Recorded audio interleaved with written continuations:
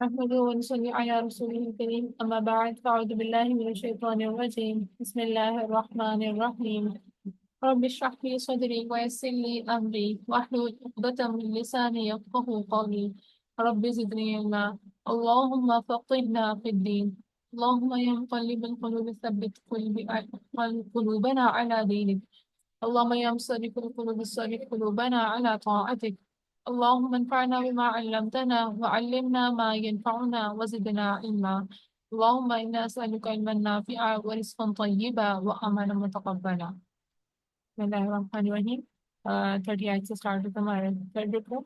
اچھا اس رکوع میں جو اسٹارٹ ہو رہا ہے نا وہ انسان کی تخلیق کا ذکر ہے یہاں پر.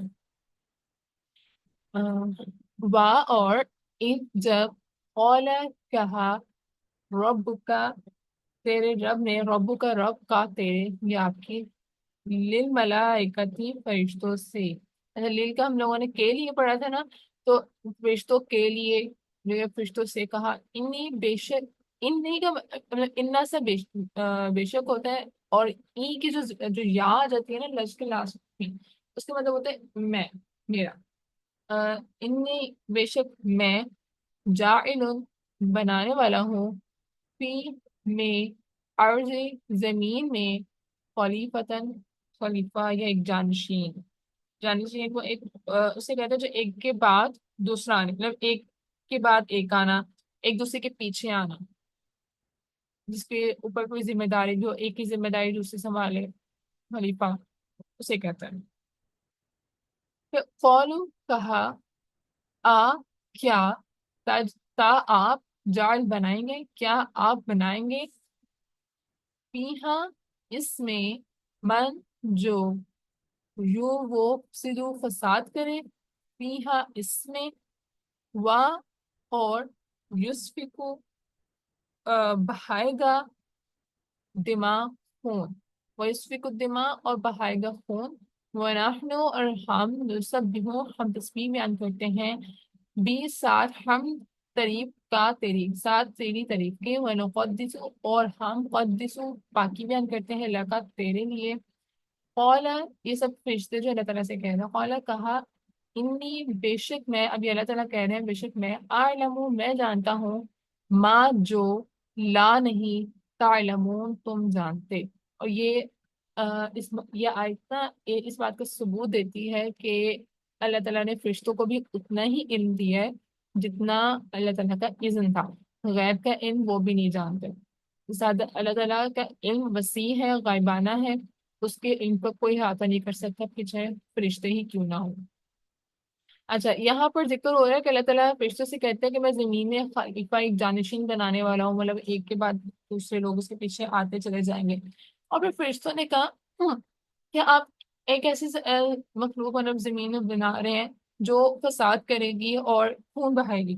اب ان کو کیسے پتا تھا فرشتوں کو وہ تو غیب نہیں جانتے تھے ان کو کیسے پتا تھا؟ آپ کو پتا ہے اسقا فضیلت آپ میں سے کسی کو انہوں نے یہ بات کیسے کی؟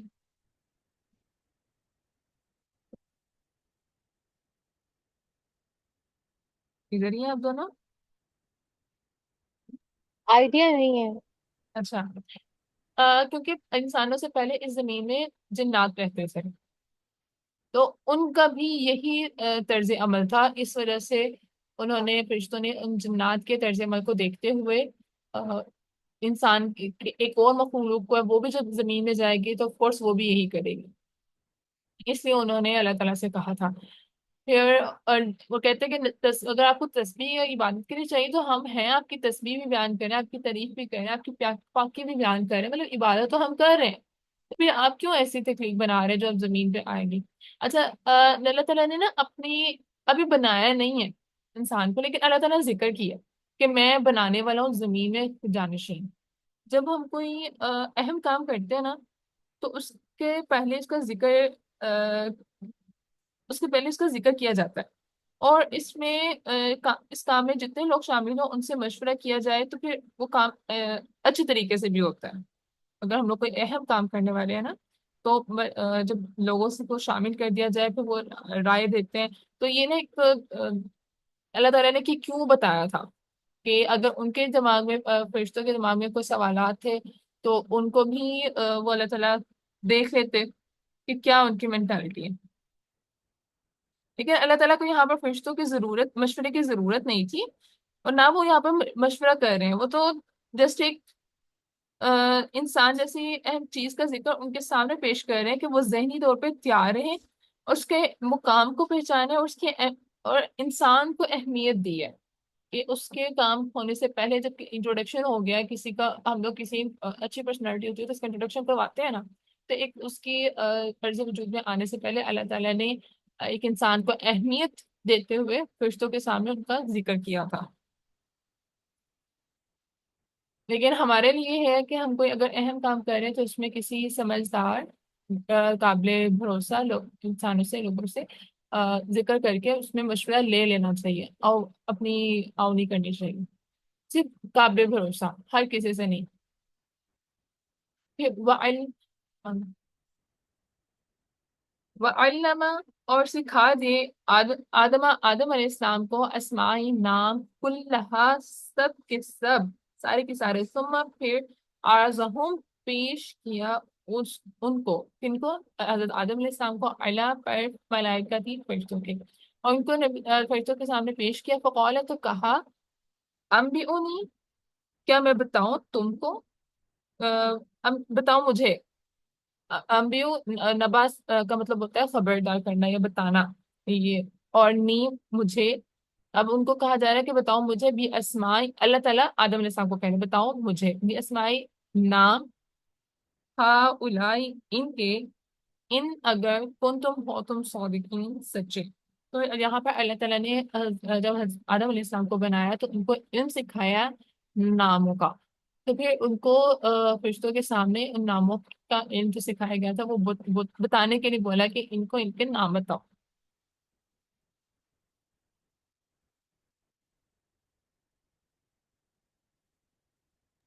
یار ختیجہ، آدم الاسماء، اسماء میں بھی اس کا نام سکھانا کا ہے؟ اسما نام ہوتا ہے نا، اسم سے اسما. روٹ ورڈ اس کا الف سین میم ہے نا، اسم نام کو کہتے ہیں. ٹھیک ہے. ٹھیک ہے. اچھا، اس آیت میں 31 میں یہاں پر ناموں سے مراد تمام انسانوں کے نام بھی ہو سکتے ہیں، اور دنیا کی چیزوں کے، مطلب ان کے سامنے کوئی دنیا کی چیزیں بھی لکھی گئی ہوں گی جن کے نام سکھائے گئے، بس کیونکہ قرآن پاک میں صرف نام کا ہے. اب نام کسی بھی چیز کے ہو سکتے ہیں، ٹھیک ہے. اور عبادت صرف تسبیح کرنا نہیں ہے بلکہ سیکھنے سکھانے بھی ہے. فرشتوں میں سیکھنے کی پوٹینشیل نہیں تھی، اس لیے اللہ تعالیٰ نے انسانوں کو بنایا. ہم لوگ یہ نہیں کہہ سکتے صرف کہ ہم لوگوں نے نمازیں پڑھ لی اور تسبیحات کر لی، قرآن پڑھ لیا ہم لوگوں نے عربی میں تو ہم لوگوں نے عبادت کر لی. نہیں، عبادت صرف اور صرف اتنی ہی نہیں ہے. علم سیکھنا اور سکھانا زیادہ افضل ہے کہ اکیلے بیٹھ کے آپ پڑھا جائے کہ آپ کوئی تسبیح کر رہے ہو. تسبیح کرنا بری چیز نہیں ہے، لیکن ایک جب سیکھ رہے ہو نا اس سے آپ کے عمل میں چینجنگ آتی ہے. مجھے نہیں یاد میں نے آپ کو وہ بتائی تھی اسٹوری کہ نہیں، کہ ایک وہ انسان جو روز قرآن پاک کا ایک پورا قرآن پاک پڑھ کے نکلتا ہے صبح صبح، اور ایک وہ انسان جو ایک آیت لیکن ترجمے سے پڑھ کے نکلتا ہے. دونوں کے روٹ مطلب آفس میں جا رہے ہیں، اور رستے میں ایکسیڈنٹ مطلب ٹریفک آتی ہے، اور آگے اس کا کوئی جو بھی پیسنجر تھا، کوئی بائک تھی اس کے آگے، وہ یا کار تھی اس کے آگے، وہ اس کا مسئلہ ہوتا ہے وہ رک جاتی ہے. اب جو صرف اور صرف قرآن پڑھ کے آیا اس کے تو دل میں نہیں اترا ہوا نا، وہ لیٹ ہو رہا ہے، وہ اس کو غصہ بھی آئے گا، کچھ بھی ہو سکتا ہے، ٹھیک ہے. اب دوسرا پرسن جس کے دل میں اس نے ایک آیت اپنے قرآن کے اندر اتاری تھی، اس کو عمل کرنے کی کوشش کرنی تھی اس نے، تو وہ اپنے اندر آجزی لے کر آئے گا، وہ ریئیکٹ نہیں کرے گا، نیگیٹو ریئیکشن نہیں آئے گا اس کی طرف سے. تو بجائے اس کے کہ ہم لوگ زیادہ زیادہ پڑھیں، کہ ہم لوگ تسبیحات پڑھتے چلے جا رہے ہیں، اور لیکن ہمیں پتہ نہیں کہ ہم کیا پڑھ رہے ہیں، اور ہم لوگ اپنی امپروومنٹ میں کوئی چیز نہیں لے کر آ رہے، ہم کوئی چیز سیکھ نہیں رہی، ہم لوگ کسی کو سکھا نہیں رہے. کیونکہ ایک آپ کو جب ایک آیت بھی مل گئی تو آپ پہ فرض بنتا ہے کہ آپ اس کو آگے تک پہنچاؤ. آپ اگر کلاس لے رہے ہو تو آپ پہ یہ امانت ہے کہ آپ نے آگے کسی ایک پرسن کو اپنے گھر میں، ماں بہنیں اگر ہاسٹل ہو تو اپنے فرینڈس، کچھ کسی کو بھی آپ نے بتانے ضرور ہے. یہ آپ پہ امانت بن جاتی ہے کہ نبی صلی اللہ علیہ وسلم کی حدیث ہے، اگر آپ تک ایک آیت بھی پہنچے تو اس کو آگے تک پہنچایا جائے. علم میں جتنی ہم لوگ علم میں کنجوسی نہیں کرنی چاہیے. جتنا اس کو پھیلاؤ گے اس سے آپ کے عمل میں پختگی آئے گی، آپ کے لیے ریمائنڈر بنے گا. کیونکہ آپ جب ایک دفعہ کسی کو بتاؤ گے نا، آپ کو خود بھی پتا ہوگا کہ میں نے بتایا ہے کسی کو، تو مجھے خود بھی عمل کرنا چاہیے. آپ کے خود بھی دل میں ہوگا کہ یار میں عمل نہیں کر رہا، کہیں میں یا پوائنٹ آؤٹ ہو جائے کہ خود تو تم عمل نہیں کر رہے اور ہمیں جو ہے وہ بتاتے چلے جا رہے ہیں. اور جہنم میں سب سے زیادہ تعداد ان علماء کی ہوگی جو بتاتے تھے لوگوں کو، دین کا علم دیتے تھے، مگر خود عمل نہیں کرتے تھے. جب ایسے لوگوں کو جہنم میں دیکھا جائے گا نا، ان سے پوچھا جائے گا کہ آپ تو ہمیں دین کا علم سکھاتے تھے تو آپ جہنم میں کیا کر رہے ہیں، تو ان سے وہ جواب یہ کہیں گے ہم آپ کو تو بتاتے تھے مگر خود عمل نہیں کرتے تھے. وہ میں بھی ہو سکتی ہوں، وہ آپ بھی ہو سکتے ہیں. تو اس لیے جو بھی ہم لوگ کسی کو اچھی بات بتا رہے ہیں تو اللہ تعالیٰ سے دعا بھی کریے نا ہو کہ اب میں جب تک عمل میں نہیں آ سکتا میں اگلے بندے کو نہیں بتاؤں گا. یہ بھی رویہ ہرگز نہیں رکھنا. اس کو اللہ تعالیٰ سے دعا کرے اور کوشش کرے اس عمل کو اپنانے کی، اور اگلے بندے کو بھی لازمی بتائیں. کیونکہ میں نے پریکٹیکلی یہ دیکھا جب آپ دوسرے بندے کو بتاتے ہو نا تو آپ کے دل میں خود بھی آتا ہے کہ یار میں نے بتا رہی ہوں تو اللہ تعالیٰ میری پکڑنا کر لے کہ میں اگلے بندے کو بتائی جا رہی ہوں بٹ خود عمل نہیں کر رہی، میں ان جہنمیوں میں سے نہ ہو جاؤں. میری وہ کیٹیگری، وہ کیٹیگری پتہ چل گئی کہ جہنمیت میں کون سی ہو سکتی. تو آپ نے ان سے بچنا ہے. اللہ تعالیٰ ہمارا ان میں شمار نہ کرے کہ ہم لوگ صرف اور صرف سیکھتے ہی رہ جائیں اور پڑھاتے ہی رہ جائیں لیکن عمل میں ہمارے کچھ نہ آئے. اللہ تعالیٰ ہمیں باعمل علم دے. پھر قولوا کہا، اب یہ تینوں نے کہا، فرشتوں نے کہا سبحانک پاک ہے تو، لا نہیں، علم لنا ہمارے پاس، الا مگر ما جو علمتنا سکھایا تو نے ہمیں. اب یہاں پر فرشتوں نے اللہ تعالیٰ کی پاکی بیان کرتے وقت کہہ دیا، اور جب اللہ تعالیٰ کی کچھ شان دیکھے تو اس سے مطلب ہے ہمیں سبحان اللہ، اللہ تعالیٰ کی تعریف بیان کرنی چاہیے. یا اب اللہ تعالیٰ کی شان دیکھی نا کہ حضرت آدم علیہ السلام اللہ تعالیٰ کی تخلیق ہے اور ان کے پاس علم ہے، وہ علم جو فرشتوں کے پاس نہیں تھا. تو فرشتوں کے پاس اور علم ہے، ہمارے پاس اور علم ہے، جنات کے پاس اور علم ہوگا. مطلب ہر ایک کے پاس اللہ تعالیٰ نے، اب یہ بھی نہیں ہے کہ سب کا علم ملا دے تو اللہ تعالیٰ کا، ایسا بھی نہیں. اللہ تعالیٰ کا علم لامحدود ہے، اس تک کوئی احاطہ ہو ہی نہیں سکتا، ٹھیک ہے، کر ہی نہیں سکتا کوئی بھی. تو نہیں ہمارے پاس علم مگر وہ جتنا آپ نے دیا ہمیں. انا بے شک انتا آپ، علیم جاننے والے ہیں، حکیم حکمت والے ہیں. اچھا، حکیم کا ورڈ ہے یہاں پر حکمت، یہ نا وہ آرام سے نہیں آ سکتی. حکمت ایسی چیز ہے جو آپ کسی بھی کام کو کر رہے ہو نا اس کو سمجھ بوجھ کے ساتھ، معاملہ فہمی کے ساتھ آپ کرو، اس کو حکمت کہتے ہیں، بصیرت، حکمت.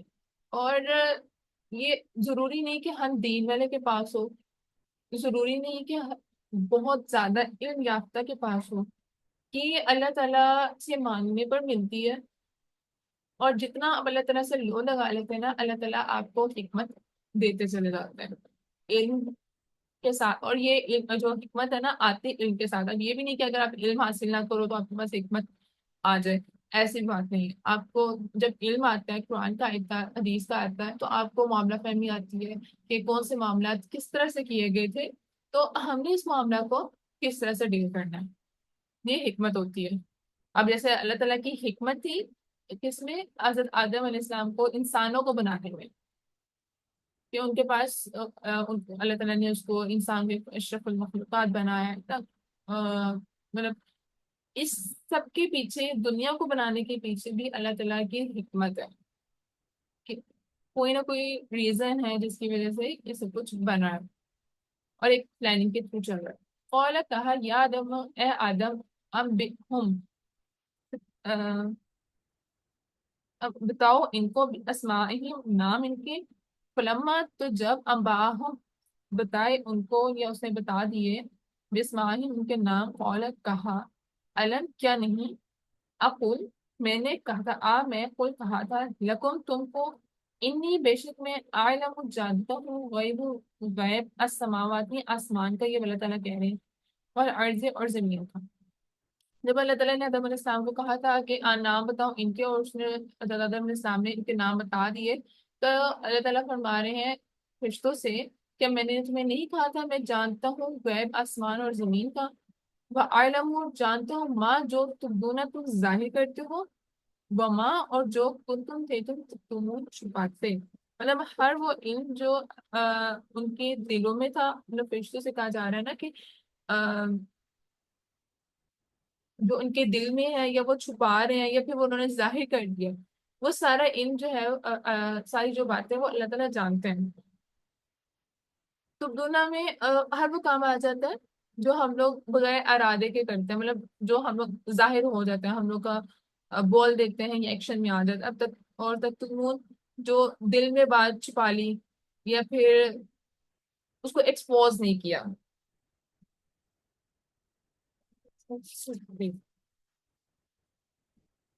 اچھا اس کے حصے میں ہے سائنس کا ان چیزوں کا نام جاننا اور ان کو ڈسکور کرنا ہے۔ سب سے پہلے انسان کو دنیا کا علم دیا گیا، اگر نیت اچھی ہو تو یہ علم بھی نفع بخش ہے۔ جو دنیا کے علم میں لگے ہیں ان کو بھی قدر، ہمیں ان کی بھی قدر کرنی چاہیے، اور ہمارا دین ان کو حقیر نہیں سمجھتا۔ ایسی بات نہیں ہے کہ اگر آپ جو دین کا دنیا کا علم سیکھ رہے ہیں تو وہ بہت غلط چیز ہے، غلط بات ہے، نہیں، وہ ان کو ہم لوگ کو حقیر نہیں سمجھنا۔ جب آدم علیہ السلام نے نام بتا دیا اور پھر آدم علیہ السلام کو فرشتے سے علم میں برتری مل گئی، تو جو فرشتوں اب آدم علیہ السلام کو جو برتری ملی تھی وہ اس علم کی وجہ سے تو ملی تھی، اور اللہ تعالیٰ نے انسانوں میں یہ چیز رکھی ہوئی ہے، اشرف المخلوقات بھی اسے لیے بنایا ہوا ہے کہ وہ علم سیکھتا ہے، غور و فکر کرتا ہے، تو اسی لیے دنیا کا علم بھی اس نے سیکھا ہے، اور اس کو اپریشیٹ کرنا چاہیے، تاکہ اور دعا کرتے رہنا چاہیے کہ ہمیں تو اللہ تعالیٰ جو بھی علم دے رہا ہے وہ نفع بخش علم دے۔ میں اسٹارٹ میں دعا پڑھتی ہوں نا، اللہم انفعنا بما علمتنا، اللہم اے اللہ مجھے وہ علم دے جو میرے لیے نفع بخش ہو، وعلمنا ما ينفعنا، اور وہ علم نہ دینا جو میرے لیے نفع بخش نہیں ہو، اور اللہ تعالیٰ ہر علم سے ایسے پناہ میں رکھے جو ہمارے لیے زحمت کا باعث بنے، کیونکہ ایسا علم جس پہ آپ عمل نہیں کر سکتے تو وہ آپ کے لیے نا پھر وبال جان لگ جاتا ہے، کیونکہ کچھ جیسے آپ کو ایک بات پتہ چل گئی ہے اور آپ اس کو فالو نہیں کر رہے، یا آپ اس کی وجہ سے مشکل میں آ گئے ہو، یا کچھ بھی ہو سکتا ہے بس، یا پھر اس کی وجہ سے نا آپ آزمائش میں پڑ سکتے ہو۔ جیسے اگر آپ کے پاس اتنا علم آیا، آپ اتنا بزی ہو گئے، اتنا بزی ہو گئے کہ آپ کے پاس نماز کا ٹائم نہیں رہا، آپ کے پاس قرآن پڑھنے کا ٹائم نہیں رہا، اللہ تعالیٰ کا ذکر اسٹارٹ کرنے کا ٹائم نہیں رہا، پھر وہ جو علم ہے نا وہ آپ کے لیے نقصان دہ بن جاتا ہے۔ تو اس لیے اللہ تعالیٰ سے نفع بخش علم کی دعا مانگنی چاہیے جس میں ہم اللہ تعالیٰ کو نہ بھولیں، اس علم میں بھی ہم اللہ تعالیٰ کو یاد رکھتے رہیں، اپنی ڈگری کو، اپنی اسٹڈیز کو ہمیشہ جو ہے ہمیں اللہ تعالیٰ سے اس کی تعلیمات سے لنک کرتے رہنا چاہیے۔ میں نے ایک سیشن جوائن کیا، اس میں اللہ تعالیٰ کی جو باتیں ہیں، نبی صلی اللہ علیہ وسلم کی جو باتیں ہیں نا دنیا سے ریلیٹ کر کے نا اس کی فیکٹس بتائے تھے۔ ایک حدیث آپ لوگوں نے سنی ہوگی کہ ایک قبر سے 70 مردے نکلیں گے، اور اس وہ جیسے آپ لوگ دیکھتے ہیں نا سعودی عرب میں، وہاں پر قبرستان پہ ایک جگہ نہیں بنا دی جاتی، وہاں پر نا وہ لوگ کچھ عرصے تک قبرستان ہوتے، اس کے بعد پھر وہاں پر عمارت بنا دی جاتی ہے، اور قبریں پختہ کرنے کا بھی حکم نہیں ہے۔ اگر قبریں پختہ دیں گے اور ایک ہی جگہ کو مختص کر دیا جائے گا قبرستان کے لیے، تو ایک وہ پہاڑ بنتے چلے جائیں گے، اور ہم نے جو کھایا پیا ہے آف کورس وہ ہماری باڈی میں ہوتا ہے، ہم لوگ جب مر جاتے ہیں ہم لوگ مٹی کے اندر چلے جاتے ہیں، وہ ہماری جو زمین ہے وہ اس سارے نیوٹرینٹس اور منرلس زمین ابزارب کر لیتی ہے۔ اب وہ زمین سوئل بہت زیادہ فرٹیلائزڈ ہے۔ ایک گریو یارڈ تھیوری تھی کہ ایک زمین کے 4 حصے، مطلب ایک کہہ لیں کہ پلاٹ ہے یا پھر ایک بڑی سی زمین ہے، اس میں 4 حصے کر دیے جائیں، 100 سال تک ایک حصے میں جو ہے قبریں بنائی جائے اور لوگوں کو دفن کیا جائے، پکی قبریں نہ بنائی جائے، تاکہ وہ جو زمین میں ٹھیک سے ان کے نیوٹرینٹس ڈیزولو ہو جائے، اور پھر 100 سال گزرنے کے بعد اس کو چھوڑ دیا جائے اور نیکسٹ جو پورشن ہے وہاں پر دفنایا جائے۔ اور پہلے پہلے پورشن کو بالکل اسکپ کر دیجیے، اس میں کچھ نہ کیا جائے. اب نیکسٹ 100 ایئرس بھی گزر گئے، سیکنڈ پورشن پہ 2 سال گزر گئے، اب اس کو بھی چھوڑ دیں اور تھرڈ پورشن میں آ جائیں. اب اپنے جو فرسٹ پورشن ہے اس میں آپ جو ہے اتنا وہ ٹائم گزر گیا ہے کہ آپ اس میں اس کو ایگریکلچرل لینڈ بنا سکتے ہیں. اور وہ جو نیوٹرینٹس منرل ہماری باڈی سے زمین پہ گئے تھے وہی نیوٹرینٹس دوبارہ جو بھی ہم لوگ اگائیں گے ایگریکلچر لینڈ میں تو وہ ہماری جنریشن کے لیے یوز ہوگا نا.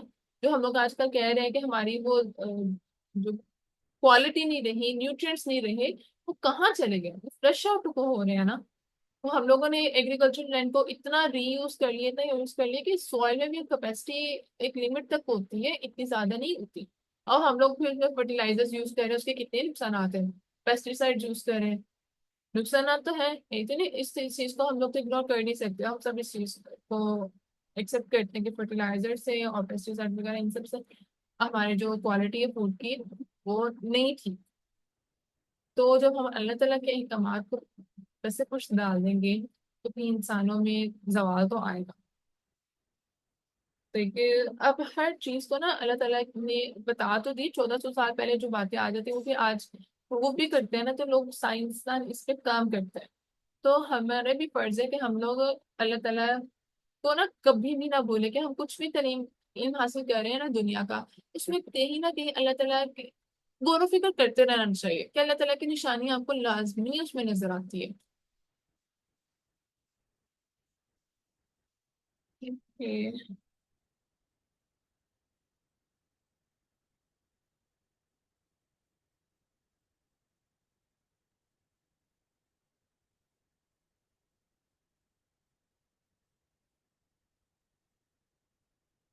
اچھا اس علم کے بعد نا جو اللہ تعالیٰ نے انسان کو سکھایا اس علم کا جو پرپز ہے وہ معرفت الہی ہونا چاہیے کہ اللہ تعالیٰ کی پہچان ہوگی تبھی ہم اللہ تعالیٰ کی نعمتوں پہ علم پہ دیے ہوئے علم پہ غور و فکر کریں گے.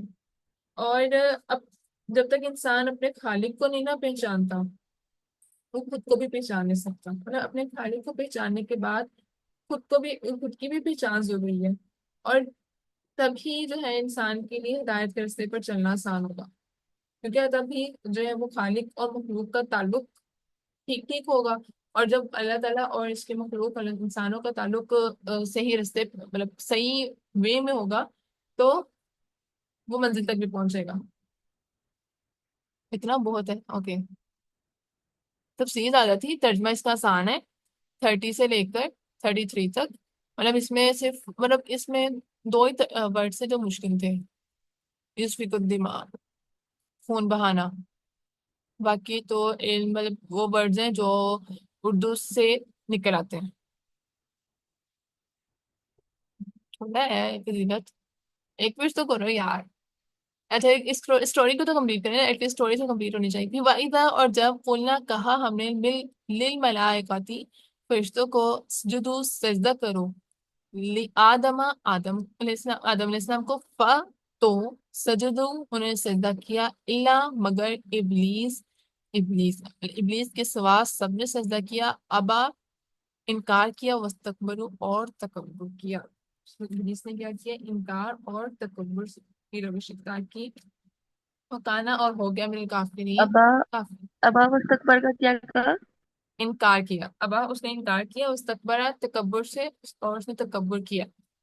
پہلے اس نے انکار کیا کہ نہیں کروں گا میں سجدہ، اور کیا تھی یہ روش اس کی؟ تکبر کی تھی. کہ اس نے کیا کہا تھا آگے؟ وقلنا اور کہا اے یا آدم، اے آدم اسکن. اچھا یہ اللہ تعالیٰ یہ نا یہ اگلی اسٹوری آ گئی ہے جنت والی.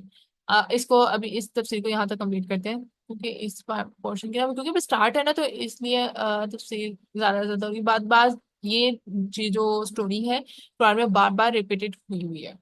تو ہر دفعہ نہ کوئی نئی بات ذہن میں آتی رہتی ہے اور وہ انشاءاللہ بتاتے رہیں گے. لیکن فی الحال چلو ابھی ابلیس تک کی بات کر لیتے ہیں. ابلیس نے جو ہے وہ ابا انکار کیا، رک گیا، وہ اس نے فالو نہیں کیا اللہ تعالیٰ کی بات کو. اچھا ابلیس کا جو مطلب ہے نا وہ بھی نا امیدی اور مایوس سے ہے. کہ وہ ایک اس کے نام میں ہی ایسا فیکٹر ہے کہ نا امید ہونا، مایوس ہو جانا بہت سخت ہے۔ تبھی تو وہ اللہ تعالیٰ کے حکم کی حدوری کی اس نے، اور تکبر میں آ گیا۔ کیا تھا تکبر؟ کہ میں ایک بہترین سے بنا گیا ہوں آگ سے، جو جنوں میں سے تھا نا، اور اتنا وہ اتنی اس قدر عبادت کی ہوئی تھی، اس نے اس قدر عبادت کی تھی کہ جب وہ کہ اوپر آسمانوں میں جہاں فرشتے رہتے تھے اس کی جگہ وہاں پر تھی، مطلب جنوں میں اس قدر زیادہ اس نے عبادت کر لی کہ فرشتوں کے مقام تک پہنچ گیا۔ مگر کیا تھا کہ جب اس کو حکم دیا گیا کہ سجدہ کرے آدم علیہ السلام کو، تو اس نے نہیں کیا۔ اچھا، یہ سجدہ نا وہ سجدہ نہیں جو عبادت کے لیے ہم اللہ تعالیٰ سے کرتے ہیں، یہ تعظیمی سجدہ تھا کہ اس کی عظمت انسانوں کی عظمت کو بلند کیا گیا تھا، کہ اللہ تعالیٰ نے انسان کو بہترین شکل بھی دی، علم کی نعمت بھی دی، اور عزت و عظمت کا مقام دیا سجدہ تعظیم کے بعد۔ تو یہ عبادت کا سجدہ نہیں تھا، پہلے اتنا یہ بھی پوائنٹ اپنے کلیئر رکھ لیں، ٹھیک ہے؟ اور یہ پہلے سجدے تعظیم ہوتے تھے، نبی صلی اللہ علیہ وسلم کے بعد یہ سجدہ ختم ہو گیا، اور نبی صلی اللہ علیہ وسلم کے جب دین آ گیا تھا نا، دین اسلام نبی صلی اللہ علیہ وسلم پر، اس کے بعد جو ہے یہ سجدہ ختم ہو چکا تھا، اس سے پہلے تک لوگ تو سجدہ تعظیم ہی کرتے تھے۔ اچھا، سجدہ تعظیم بلا کیسے کرتے تھے؟ بتایا، دوبارہ بتانا ایک دفعہ۔ سجدہ تعظیم ہے کہ ان کی عزت کو سراہا جاتا تھا، مطلب عظمت کے وہ بڑے ہیں، مطلب انسان کی جو ہستی ہے اللہ تعالیٰ نے اس کو بہترین شکل بھی دی ہے، علم کی نعمت بھی دی ہے، تو اس لیے عزت و عظمت کے اعتبار سے ان کا مقام بلند ہے انسانوں کا، فرشتوں اور جنات سے، ابھی تو ان کو سجدے کرنے کا کہا گیا تھا۔ یہ صرف عظمت کے لیے تھا کہ وہ اللہ تعالیٰ نے ان کو بہترین بنایا، اور یہ سب مخلوق سے سجدہ کروایا تھا، ٹھیک ہے؟ لیکن اب جنوں میں سے جو ابلیس جو تھا، اس نے نافرمانی کی اللہ تعالیٰ کے حکم سے، تو اس انکار کی وجہ اچھا، یہ جو انکار کی وجہ یہاں پر نہیں نا لکھی، جو ہم لوگ کو ہمیں آلریڈی پتا بھی ہے کہ اس نے کہا تھا میں آگ سے بنو، تو وہ واقعہ نا آگے آئے گا سورۃ الاعراف میں، جس میں وہ کہتا ہے کہ میں اس سے زیادہ بہتر ہوں، مجھے آگ سے بنایا گیا اور اس کو مٹی سے بنایا گیا، اور اس کے خیال میں مٹی آگ سے بہتر تھی، لیکن کیا تھا، اس کے انکار سے وہ کافروں میں سے ہو گیا۔ یہاں پر اس نے اللہ تعالیٰ کی بات سے انکار کیا، لیکن اللہ تعالیٰ کی ذات سے نہیں کیا تھا۔ وہ اللہ تعالیٰ کو تو مانتا تھا، اللہ تعالیٰ کیونکہ اللہ تعالیٰ کی عبادت کرتا تھا، صرف اس نے کیا کیا تھا، اللہ تعالیٰ کا حکم نہیں تھا مانتا۔ ہم لوگ کو دیکھنا چاہیے کہ ہم لوگ بھی تو اللہ تعالیٰ کو مانتے ہیں، نبی صلی اللہ علیہ وسلم کو بھی مانتے ہیں، قرآن پاک کو بھی مانتے ہیں، کیا ہم ان کے حکم کو مانتے ہیں؟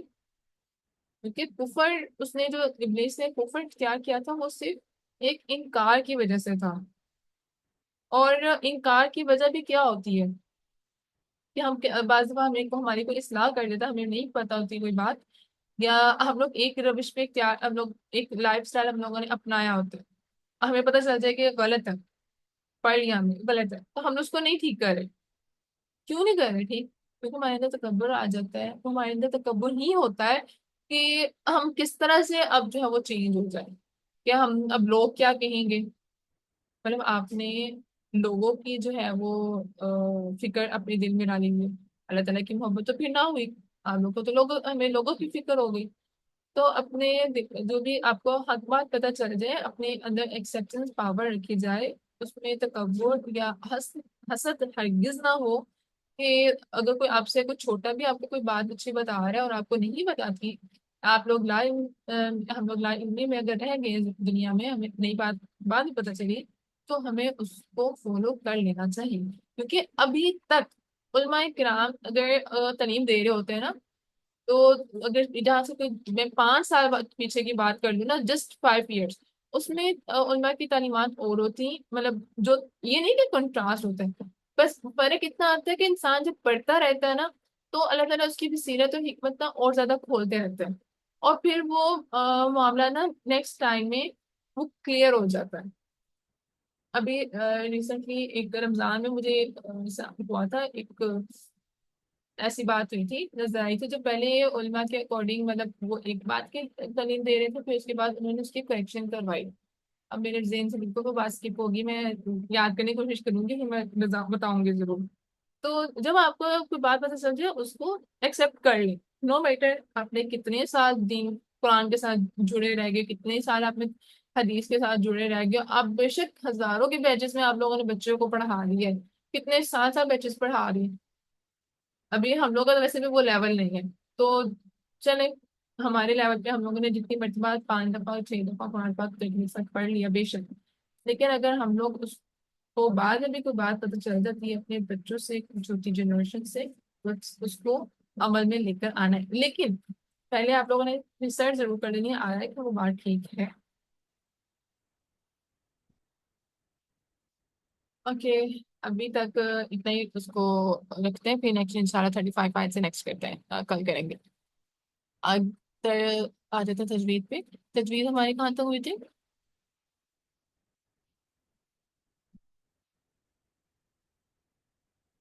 9 ہو گئی تھی.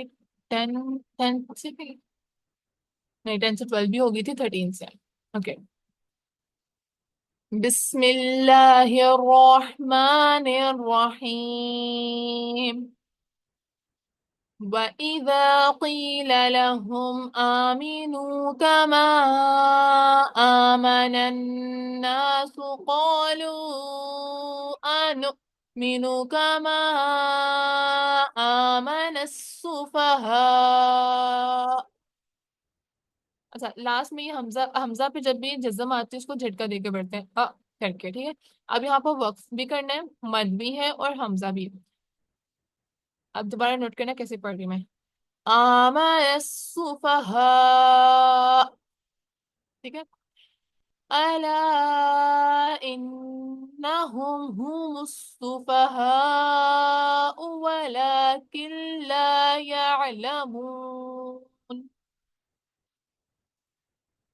وَإِذَا لَقُوا الَّذِينَ آمَنُوا قَالُوا آمَنَّا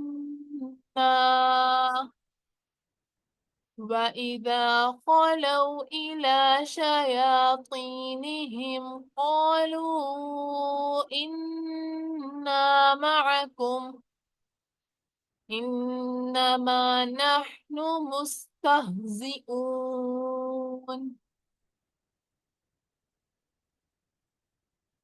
اللہ یستہزئ بہم ویمدہم فی طغیانہم یعمہون. یہ 3 آیت ہو گئی ہیں 13 سے لے کر 15 تک. انشاءاللہ آپ نے اس کا بھی لیسن سینڈ کرنا ہے. آپ لوگ لیسن سینڈ کرو گے تو مجھے پتا چلے گا کہاں تک امپروومنٹ آئی ہے، پھر میں آپ کو نیکسٹ روز بتاؤں گی. تو ابھی تک مد اصلی اور نون گنا، میم مطلب نون پہ شد ہو میم پہ شد ہو تو اس پہ آپ نے گنا کرنا ہے. یہ آپ نے جو ہے وہ پوائنٹس یاد رکھنے ہیں. اور ہاں کو پڑھتے وقت کلیئر رکھنا ہے، یہ ہاں ہے. آمن السفہاء، ہاں اور ہاں میں فرق رکھنا آپ نے، ٹھیک ہے. اور ریکارڈنگ مل جاتی آپ لوگ بے شک تجوید کے لیے اس کو ری پلے کر لیا کرو. اور دعا آپ کی کمپلیٹ ہوئی ہے، ربی اوزینی والی استا ہوگی آپ کی؟ ہاں جی الحمدللہ ہو گئی. الحمد للہ، بارک اللہ. ٹھیک ہے، نیکسٹ دعا جو ہے میں انشاءاللہ کل والی کلاس میں پڑھا دوں گی، کیونکہ وہ بھی. اور مجھے نا کوئی کائنڈلی منڈے کو ریمائنڈر دے دیں، میں آپ لوگ کی وہ بکس لے آؤں دعاؤں والی، تاکہ آپ لوگ کو یاد کرنے میں ایزی رہے. ٹھیک ہے، مجھے بھول جاتا اب ہر دفعہ لے کر آنا. ابھی تک کے لیے تجوید اور ترجمہ یہی کافی ہے. ٹھیک ہے. سبحانک اللہم و بحمدک، اشہد ان لا الہ الا انت، استغفرک و اتوب الیک. السلام علیکم و رحمۃ اللہ وبرکاتہ. اچھا، مجھے آپ لوگ فضیلت ازکر بھی آپ کلاس میں ہو، مجھے آپ دونوں کی نا پکچرز چاہیے جو قرآن پاک میں آپ لکھ رہے ہو. کہیں پر بھی آپ لوگ نوٹ کر رہے ہو نا لیکچر قرآن ہے، اگر کوئی پیج ہے کہیں پر بھی مجھے اس کی پکچرز چاہیے کہ مجھے پتا چلا کہ ہاں اب واقعی آپ لوگ سیریسلی لکھ رہے ہو. ٹھیک ہے. السلام علیکم و رحمۃ اوکے. اللہ وبرکاتہ. اللہ حافظ.